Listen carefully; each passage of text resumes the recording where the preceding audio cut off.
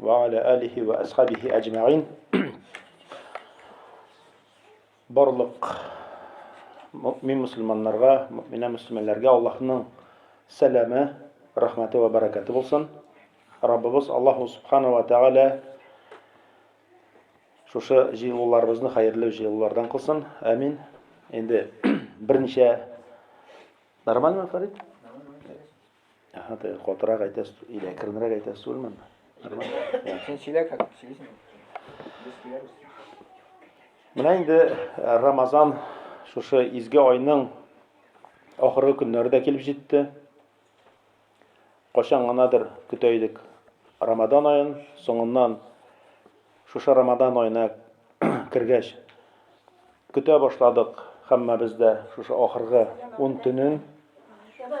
Хәзер менә шушы 10 төненең яртысы инде узып та китте, шулай бит. 10 төненең яртысы узып та китте. Инде ахыргы менә шушы көннәре калды.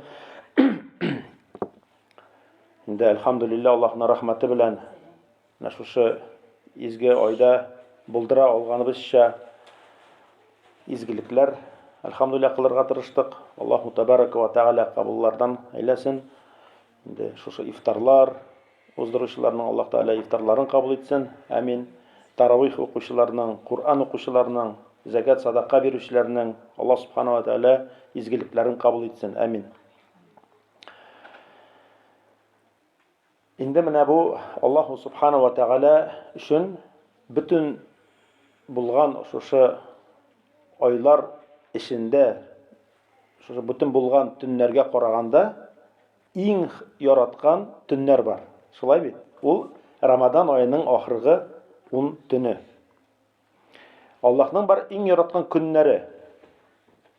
Иң яраткан көннәр ул Зулхиджаның беренче көннәре, шулай бит? Анда Арафа көне, анда Курбан чалына, Тәрвия. Аллаһ Субхана ва Тааляның иң яраткан төннәре арасыннан ул Рамадан аеның ахыргы 10 төне. Чөнки анда Кадир төне бар. Анда Кадир төне бар. Һәм Пәйгамбәрбез саллаллаһу алейхи ва саллям шушы ахыргы 10 төнне бигрәк тә ныграк терелтә торган булды. Айшадан килә торган хадистә Пәйгамбәрбез саллаллаһу алейхи ва саллям шушы ахыргы 10 төнне үзенең изарын ныграк бәйләп куя иде. Ул уяу була иде һәм үзенең гаилә әһелләрен уята иде ди. Уята иде намаз укырга, уята иде дуга кылырга. Бигрәк тә Пәйгамбәрбез саллаллаһу алейхи ва саллям шушы ахыргы 10 төнне бигрәк тә нык тырышлык куя торган булды гыйбадәттә. Ник? Чөнки менә шушы ахыргы 10 төндә Кадир төне бар. Һәм инде Аллаһу Субхана ва Тааля Кадир сүрәсе иңдерә. Аллаһ Субхана ва Тааля әйтә, тәрҗемәсе шуның инде. Дөрестлектә без аны, ягъни Кур'ан турында сүз бара, Кадир төнендә иңдердек ди. Башка Бакара сүрәсендә Аллаһ Субхана ва Тааля әйтә, без аны, дөрестлектә без аны, ягъни Кур'анны Мубарак төнне иңдердек ди. Мубарак төнне иңдердек. Нәрсә соң ул Кадир төнне? Монда инде кайбер галимнәр әйттеләр, Кадир ул Каддара дигән фигыльдән килеп чыга ди. Ягъни тәкъдирләү. Икенче бер галимнәр әйттеләр, Кадир төне ул бийек төн дигәнне аңлата. Ник? Чөнки бу төн ул 1000 айга караганда да хәерлерәк. Менә шушы төнне кылынган изгелекләр ул башка төнне кылынган изгелекләргә караганда мәртәбәлерәк диделәр. Шуңа күрә ул бийек төн дигәнне аңлата. Өченче берәүләр әйттеләр, ул Кадир төне Кадара дигән фигыльдән алынган. Ягъни тәшдидсез килә монда. Кадара. Ул нәрсә шушы кысу дигәнне аңлата. Кысу. Ник? Чөнки бу төнне җир йөзендә фәрештәләрнең саны бик күп була. Бик күп була. Бер хадистә килә, вак ташларга караганда да күбрәк була дип. Менә шушы шуңа күрә ул кысу дигән аңа сузить русча, сузить була инде. Ibn Abbas isimli sahabe topshira. Alloh subhanahu va taolo Qur'onni Lavhil Mahfuz degan o'rindan Baytul Izza, ya'ni dunyo ko'gina Qadr tunida bular, Qadr tunida bir ingdiruvda to'li ravishda, bir butun ravishda ingdira. Lavhil Mahfuz degan o'rindan Baytul Izza degan dunyo ko'gina to'li ingdiruvda bir butun ravishda ingdira. Ham shundan Payg'ambarimiz sallallohu alayhi va sallamga 23 yilga yaqin bo'lgan davrda voqealarga bayli bo'lgan sababli ingdirib bora.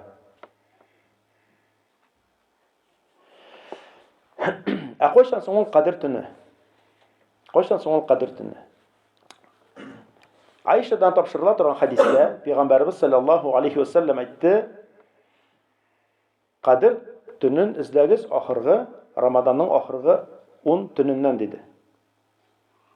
Ikkinchi bir shulay Ayshadan topshirilgan hadisda Qadr tunin izlagiz Ramazonning oxirgi 10 toq tunlaridan dedi.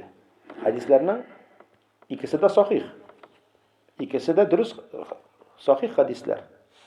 Abu Sa'id al-Khudri topshirgan hadisda biz bir vaqt Payg'ambarimiz sallallohu alayhi va sallam bilan Ramazonning ikkinchi dekadasida, ya'ni shu 20-kun kirgach birga ixtiqofda bo'ldik dedi. Ham shu 20-kunni ul chiqdi-da bizning yonga. Narsa dedi? Durustlikda dedi. Menga Qadr tuni ko'rsatildi dedi. Amma men uni unutdim. Hamma shulay tushda ko'rdim. Pishroqqa, lamga sajda qilganimni dedi. Mana shunday tush ko'rgan bo'lar Payg'ambarimiz sallallohu alayhi vasallam. Lamga sajda qilganimni ko'rdim dedi. Qadr tuni bilan bayli bu. Hamma Abu Sa'id shu hadisni topshiruvchi ham Payg'ambarimiz sallallohu alayhi vasallam bizga aytdi dedi. Davom etdi Abu Sa'id. Kim mening bilan bo'lgan ekan, ixtiqofda kiri qaytsin dedi. Ham biz kiri ketdik. U vaqtda ko'k yuzida bir bulut asarida yo'q edi. Bir bulut asarida yo'q edi. Ham kinatgina so'ndan bulutlar jiyilib yomg'ir yog'a boshladi. U yomg'ir shuning qadar qattiq yog'di, hatto xurma og'achining butoqlaridan ishlangan shu tubadan suvlar og'a boshladi dedi. So'ndan namozga chaqirib bo'ldi. Ham biz Payg'ambarimiz bilan namoz o'qidik dedi sallallohu alayhi vasallam. Ham men ko'rdim dedi oning lamga sajda qilganin. Ham burilg'ach men uni mo'ng'ayda sajda izlarini ko'rdim dedi. Hadis Imom Muslimda keltirildi. Hadis sahih. Mana bu hadisda 21-tun turida so'z bor. Endi shulay Abdullah ibn Unays ismli sahoba topshira. Bir vaqt Payg'ambarimiz sallallohu alayhi va sallam bizning yonga chiqdi-da, menga Qadr tuni ko'rsatildi dedi. Ammo ikki kishining bahaslashganini ko'rgach, majbur etildim unuturga dedi. Men de unutdim uni dedi. Boshqa bir rivoyatda ular orasida shayton bor edi deb aytdilar. Ular orasida shayton bor edi. Bu shulay dalil narsaga Ramazon oyida butun shaytonlarda bog'avlanmaganligini. Ayminni nindi shaytonlar bog'avlana? Marid, ya'ni qudratga ega kuchli bo'lgan shaytonlar bog'avlana. Hamul chiqdi-da bizning yonga menga de Qadr tuni ko'rsatilgani, ammo ikki kishining bahslashganini ko'rgach, men majbur etildim unuturga dedi. Men tushda ko'rdim, lamga sajda qilganimni dedi. Ham 23-tunni deb aytdi Abdullah ibn Unays. Yomg'ir yog'di, ham Payg'ambarimiz sallallohu alayhi vasallam bilan namoz o'qidik. U bizga to'g'ri burilgach, men uni mo'ng'ayda ham burdimda lam izlari ko'rdim dedi. Hadis keltirilgan Imom Muslimda. Hadis shulay sahih. Mana birinchi Abu Sa'id al-Khudridan keladigan hadisda 21-tun bo'lsa, Abdullah ibn Unaysdan keladigan hadisda 23-tun. Shulay bar 25-sini. Shulay bar 27-sini. 29-sini. Oxirgi 10 tunidan izlagiz degan hadisda bor, mana Ayshadan keladigan hadisda.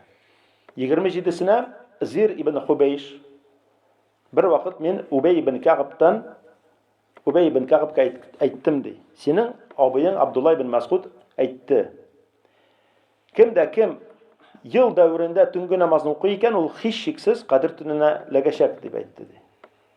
Һәм Убей ибн Кәгъб, Аллаһ рәхмәтле булсын ди Абдулла ибн Масгудка. Әмма ди, аңа ул ди теләмәде кешеләрнең шушы төнне генә гыйбадәт кылуларын, шушы төнгә генә салынганнарын ди, теләмәде. Әмма аңа мәгълүм ди, Ибн Масгудка мәгълүм булды. Ул белде ди, Кадер төне Рамадан аена туры киләсен. Кадер төне Рамаданның ахыргы төннәренә туры киләсен, ахыргы 10 төненә туры киләсен. Һәм Кадер төне 27нче төн икән ди. Аллаһ белән ант итәм ди. Убей ибн Кәгъб исемле сахаба ант итеп әйтә. Аллаһ белән ант итәм, Кадер төне 27нче төнне. Менә бу сахаба Аллаһ белән ант итәм ди. Кадер төне 27нче төнне. Һәм аннан сорыйлар, син нәрсәгә нигезләнеп әйтәсең соң дип. Убей ибн Кәгъб пәйгамбәрбез әйтеп калдырган галимәткә ди. Ул көнне, ягъни Кадер төненнән соң икенче көнне кояш нурсыз чыга ди. Хадис шулай Имам Муслимдә килә. 29-на дәлил Абу Хурайра тапшыра торган хадистә пәйгамбәрбез саллаллаһу алейхи ва саллям Кадер төнен я 27нче төнне эзләгез, я 29нчы төнне эзләгез ди. Хадисне Абу Дауд ат-Таялиси китерелә. Шулай хадис сахих, монда дәлил булып тора 29-на. Менә bütün хадистә сахих. Bütün хадистә сахих. Әйе. Әле Абу Саид аль-Худрида шулай ук китерелә торган хадистә анда пәйгамбәрбез саллаллаһу алейхи ва саллям әйтә, Рамаданның ахыргы 9нчы, 7нче, 5нче һәм 3нче төннәреннән эзләгез дип әйтелә. Ахырдан 9нчы, ахырдан 7нче, ахырдан 5нче, ахырдан 3нче. Һәм шушы хадисне риваят кылучы Абу Саидтан сорый. Я Абу Саид ди. Син ди яхшырак соны беләсең ди. Син ди яхшырак шуклыйсың ди. Әмма нәрсәне аңлатасың ул ахыргы, менә ахырдан 9нчы, ахырдан 7нче, ахырдан 5нче, ахырдан 3нче дигәннән. Һәм Абу Саид нәрсә дип җавап бирә? 21нче төн үткәч ди, 22нче килә, һәм ул 9нчы төн ди. 23нче төн үткәч, 24нче төн килә, һәм ул 7нче төн ди. 25нче төн үткәч, 26нчы килә, һәм ул 5нче төн ди. Ягъни икенче яктан так килә. Шуңа күрә ай килергә мөмкин 30дан, ай килергә мөмкин 29дан. Шулай бит. Икенче яктан да шуңа монда салынасы түгел. Бүген так төн, бүген гыйбадатны күбрәк кылыйм әле мин дип. Чөнки ул икенче яктан да килергә мөмкин.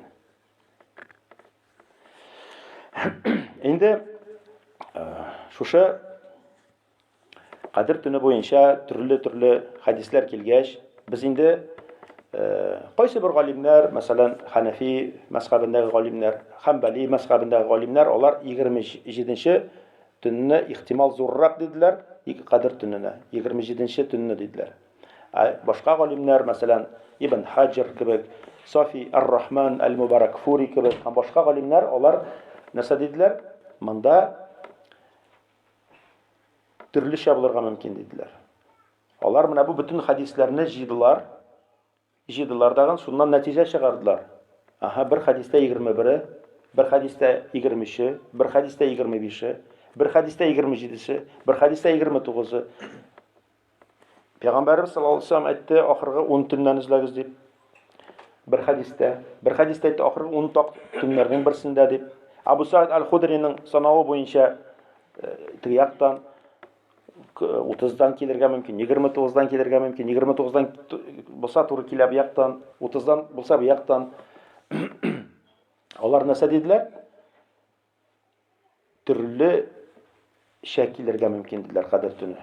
Бер елны ул бер числога туры килергә мөмкин, бер елны, башка елны ул икенче числога туры килергә мөмкин. Үткән ел 23-нә туры килсә, мисал өчен, бу ел 27-сенә туры килергә мөмкин. Менә ул күчеп бирде диделәр. Күчеп бирде. Һәм моның инде хикмәте нәрсәдә? Адәм балалары тагын да күбрәк гыйбадат кылсынга, тагын да ныграк Аллаһка якыная турган, шушы Аллаһка якынайта турган сәҗдәләр кылсынга, рукуклар кылсынга, дугалар кылсынга, кыямда басып турсынга. Хикмәте шунда диләр. Ягъни Аллаһның яшерүе бездән. Бездән Аллаһның яшерүнең хикмәте. Нишләп яшерә дип әйтәбез? Чөнки төрлечә килә хадисләр. Төрле сан белән китерелә. Бөтенесе сахих. Аны 27се сахих булып калганнары загыйф булса, монда аңлашылыр иде. Менә 27се калган хадисләр көчле хадисләр түгел. Әмма бит калганнары дагы сахих хадисләр. Шуңа күрә галимнәр җыйдылар дагы, әйттеләр, төрле елны төрлечә килә. Диделәр. Менә шундый иҗтиһад ясадылар. Төрле елны төрлечә килә. Шулай ук инде Кадер төненең бар үзенең галәмәтләре бар.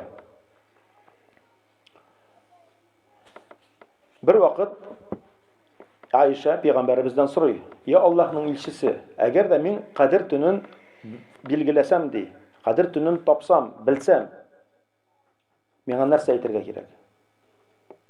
Пәйгамбәрбез әйтми: "Я Айша, син Кадер төнен белә алмаячаксың" дип.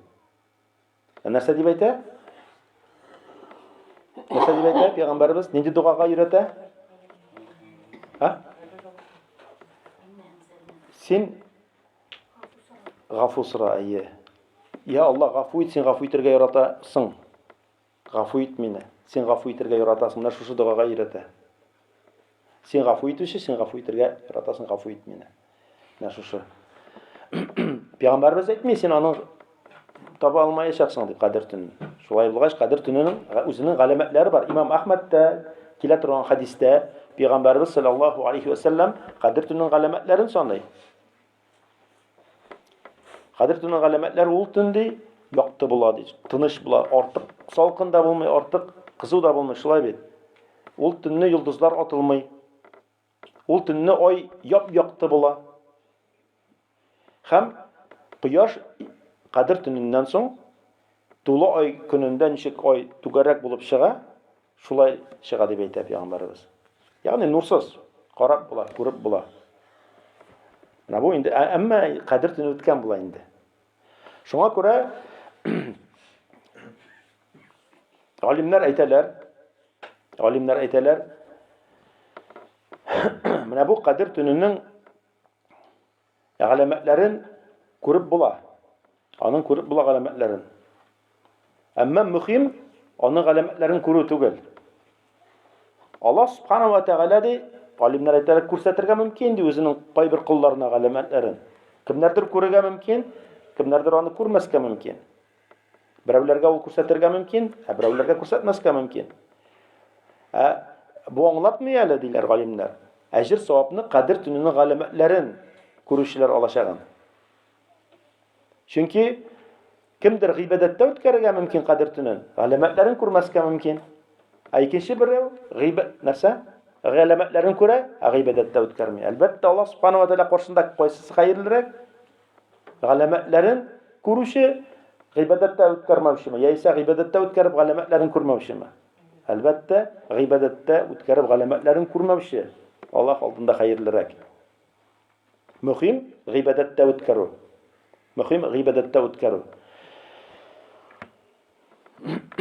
Һәм инде менә шушы әйтик, без гыйбадәт кылабыз, Аллаһу субхanahu ва тәгалә каршысында менә шушы басып торыр өчен, җавап бирер өчен, шулай бит, җавап бирер өчен. Менә шушы Аллаһ субхanahu ва тәгалә безне гафу итсен өчен, менә бу Кур'ан укулар, дуга кылулар, ифтарлар, таравихлар, кушканнарны үтәү, тыйганнардан тыелу, булар бөтенесе дәген Аллаһу субхanahu ва тәгалә безне кичереп, үзенең рәхмәте белән җәннәткә кертсен өчен. Бит кыямәт сәгате ул һичшиксез җитәчәк. Һичшиксез җитәчәк. Аллаһ субхanahu ва тәгалә Муъминун сүрәсендә әйтә, нәрсә дип әйтә? Әллә сез ди уйлаган идегезме? Мин сезне былай гына, күңел ачып кына бар кылдым дип. Һәм миңа кайтарылмабыз дип уйлаган идегезме ди. Миңа кайтарылмабыз дип уйлаган идегезме ди. Юк, әлбәттә, һәрберебез Аллаһ субхanahu ва тәгалә каршына кайтачакбыз. Кемдер мөмин булган хәлдә Аллаһ алдында басып торачак, кемдер инде имансыз булган хәлдә Аллаһ каршында басып торачак. Аллаһ субхanahu ва тәгалә бар кылды җәннәтне, бар кылды җәһәннәмне. Кыямәт көне ул muhtaram aziz kardeşler, hiç şüphesiz җитәчәк. Һәм Аллаһу Субхана ва Тәгалә Кур'анда менә шушы кыямәтнең булачагын акыл кабул итә торган, акыл инкар итми торган дәлилләр китерә. Логически дип әйтик, аргументлар, дәлилләр китерә. Шуның беренчесе ул Аллаһу Субхана ва Тәгалә күкләрне һәм җирне бар кылуы. Аллаһның кудрәте. Карагыз әле. Күкләрне һәм җирне Аллаһ Субхана ва Тәгалә бар кылды. Күкләрдәге bütün менә шушы йолдызларны, шушы күк җисемнәрен Аллаһ бар кылды. Галактикаларны. Ничек Аллаһу Субхана ва Тәгалә безне яңадан бар кыла алмаячакмыни? Аллаһ күкләрне һәм җирне бар кылды. Менә бу беренче акыл инкар итми торган дәлил. Кур'анда килә. Кур'анда килә Әл-Ахқаф сүрәсендә шуның тәрҗемәсе әллә алар нәрсә күрмиләрме? Аллаһ күкләрне ва җирне бар кылды. Һәм ул бар кылганда армады ди.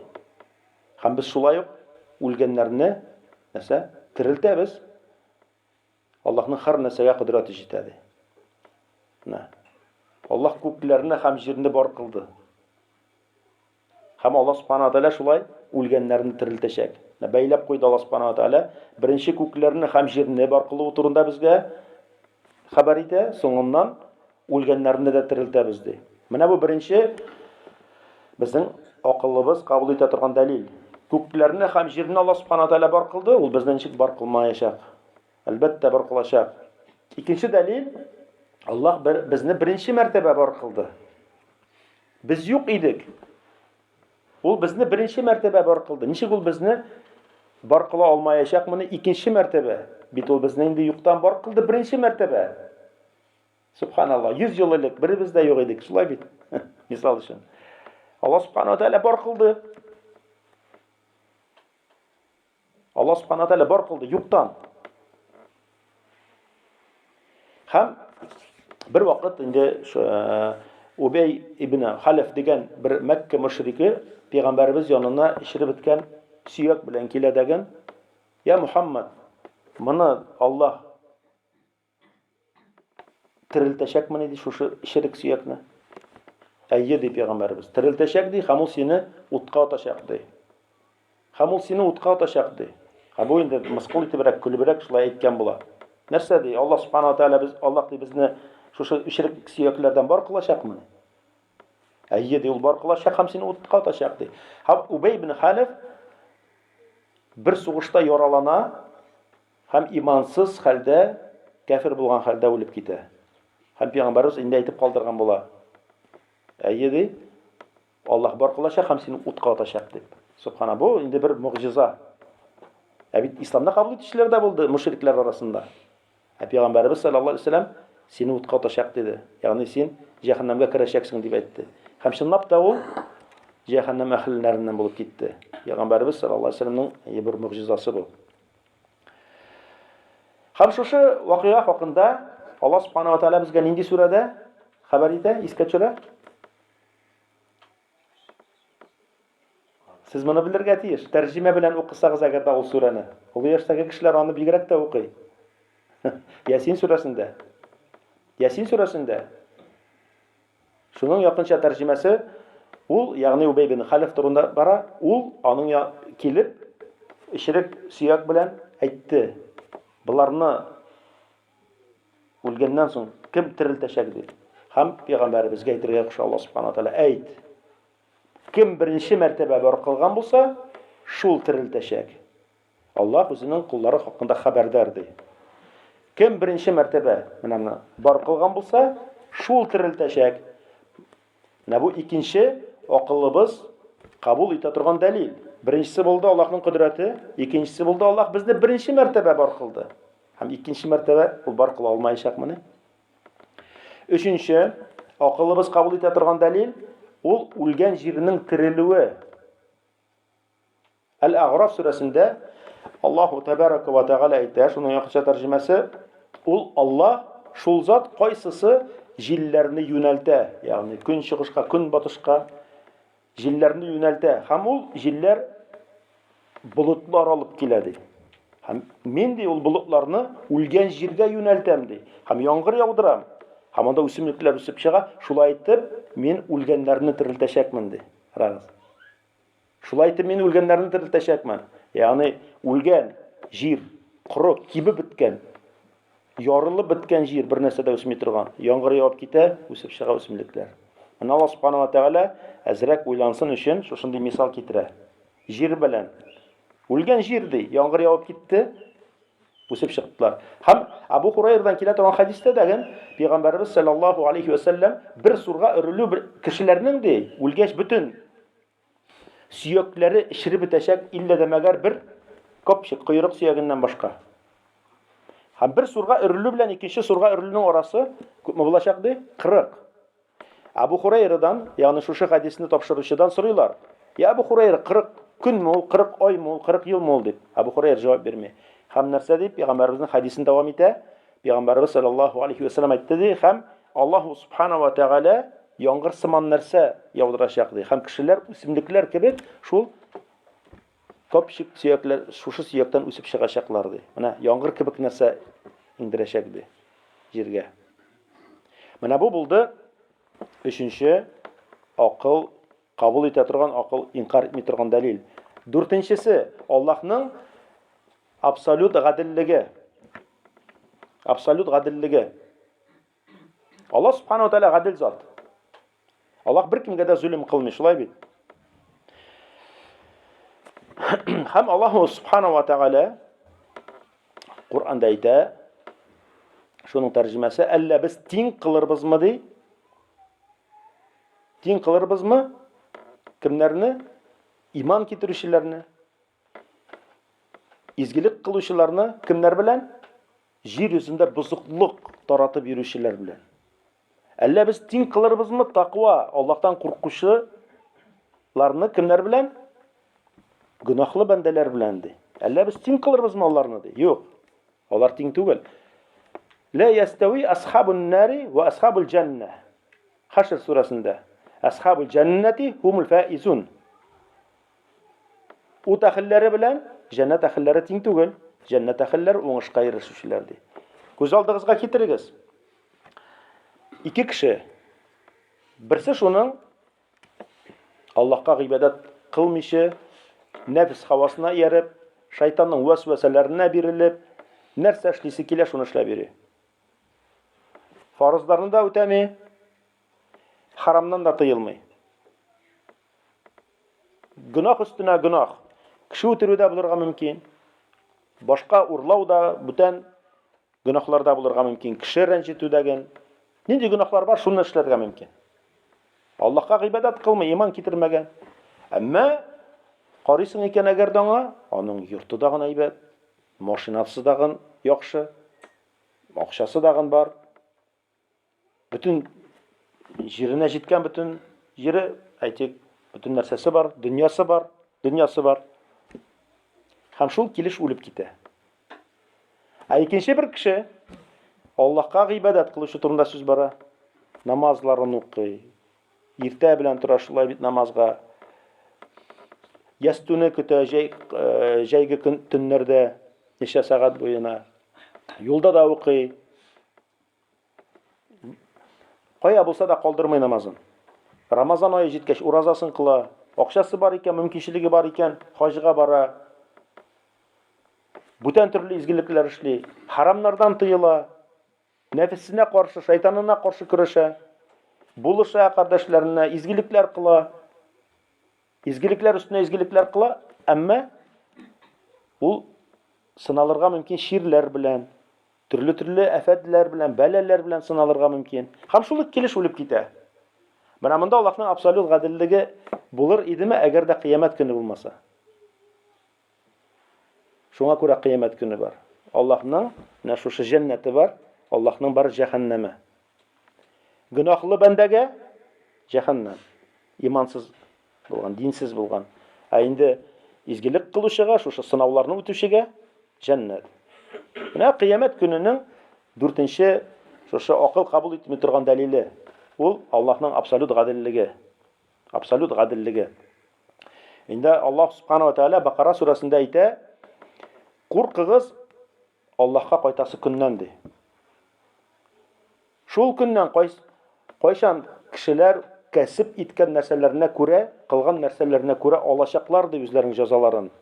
Һәм Аллаһ бер кемгә дә гаделсез булмаячак. Аллаһ бер кемгә дә zulm кылмаячак ди. Менә шушы көнгә әзерләнергә куша. Аллаһ Субханаһу ва Тааля изгелекләр белән, тәүбәләр белән, күбрәк менә шушы Аллаһның кушканнарын үтәүләр белән. Инде һәрбер кеше ул бер төрле изгелек кылмый. Шулай бит кемдер артыграк кыла, кемдер әзрәк кыла. Әмма иң мөһиме ихласлы булсын изгелекләребез. Риядан китмәсен. Аллаһ ризалыгы булырга өчен булырга тиеш. Аллаһ ризалыгы өчен булырга тиеш.